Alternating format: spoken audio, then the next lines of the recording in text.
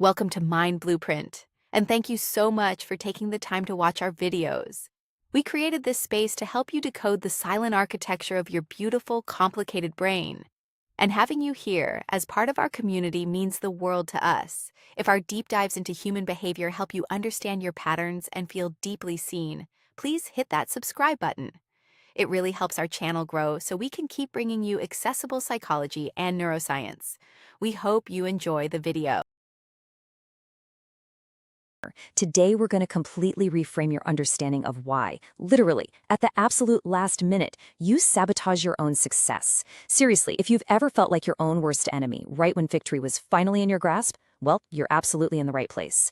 We're going to unpack the actual architecture behind this super frustrating behavior, and we're relying strictly on the psychology of how our brains handle impending success. We're going to dig deep, map out exactly what's happening in your mind, and, more importantly, how to actually stop it. Let's get into it.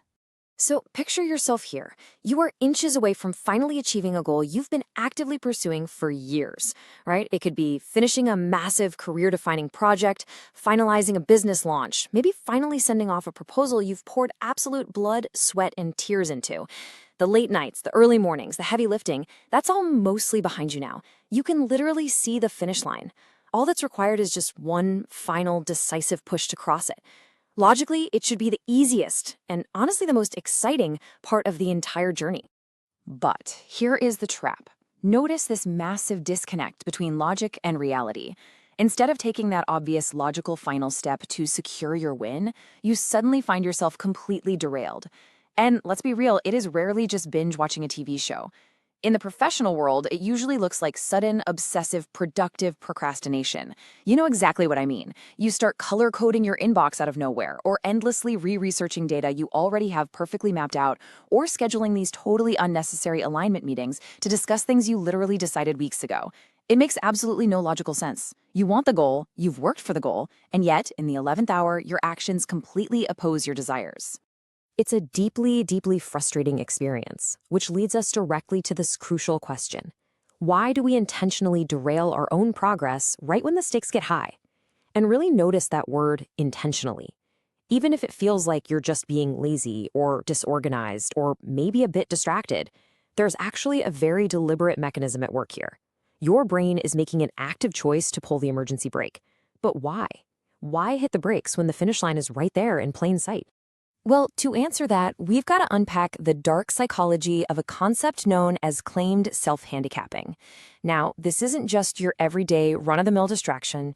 It is a highly specific psychological behavior where individuals intentionally derail their own progress. The absolute key to understanding this is looking at the ultimate goal of the behavior, maintaining control over your identity. Think about it. You aren't actually avoiding the work. You're trying to control the narrative of who you are. If you self-sabotage, well, you get to dictate the exact terms of your failure rather than risking the terrifying unknown territory of seeing what happens when you give it your absolute all and still potentially fall short. See, the common wisdom out there is that we self-sabotage because we have a conscious fear of failing. But the research points to something much, much deeper. It's actually a subconscious terror of succeeding. You aren't necessarily afraid of failing. I mean, failure's familiar, right? Your brain might actually be terrified that succeeding will permanently disrupt your internal baseline of who you think you are. Because if you succeed, the expectations change. People expect more of you. Your identity shifts from someone who's striving to someone who is achieving. And to your subconscious mind, that sudden disruption of the status quo is profoundly terrifying. This whole idea becomes even clearer when we connect it to individuals dealing with underlying imposter syndrome. Think of imposter syndrome as the underlying condition here. You know, that persistent, nagging feeling that you don't actually belong or aren't genuinely good enough. In this context, that last-minute procrastination we were just talking about isn't a symptom of poor time management at all. Its actual function is a protective shield. By procrastinating at the very, very end, someone with imposter syndrome ensures they never fully test their actual limits, which thereby protects them from the ultimate risk of being, quote-unquote, found out. So this last-minute sabotage really has a strict three-part architecture. First, as we just saw, it's a protective shield against failure. Second, it maintains control over your identity. Like if things don't work out, you have a built-in excuse ready to go. Well, you know, I didn't really try my hardest because I ran out of time. Boom, your ego remains perfectly safe. And third, it actively avoids the vulnerability of true success.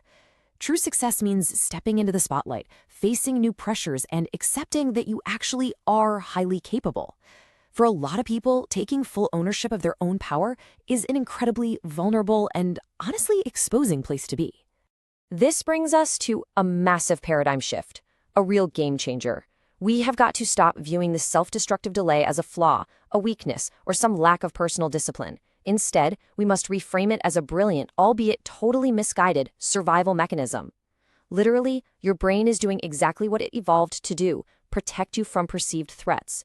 It perceives the disruption of your identity and the vulnerability of success as a massive glaring threat, so it brilliantly deploys procrastination to keep you safe and sound in your comfort zone. It's just entirely misguided about what actually constitutes a real threat in your modern professional life. Okay, so how do we fix this? We can actually convert this psychological blueprint into a daily guide, using 3 practical habits to stop self-sabotage right in its tracks. Habit 1 is to acknowledge the mechanism. The next time you find yourself, say, perfectly organizing your desk or doing busy work instead of finishing that big proposal, literally state out loud, "My brain is trying to protect me." This simple vocalization actually breaks the subconscious loop. Habit 2 is to recalibrate expectations. Start a daily journaling practice where you explicitly write down why succeeding is actually safe. You literally have to consciously prove to your brain that a shifting baseline is a positive thing, not a danger. And finally, habit 3 is to match potential through micro-actions. Break your final terrifying task into ridiculously small, like 5-minute actions. Committing to just 5 minutes totally bypasses the brain's threat detection system, clearing the path to finally align your actions with your true potential. As we wrap up this explainer, I want to leave you with a final thought to really challenge your newly recalibrated baseline. What could you achieve right now if you finally dropped your protective shield? Seriously, if you recognize that last-minute procrastination wasn't a fatal flaw, but just a misguided defense mechanism against your own potential, what would be your very next step? Take a moment to think about that goal you are inches away from right now. Understanding the architecture of your self-sabotage is the very key to finally dismantling it. So go cross that finish line.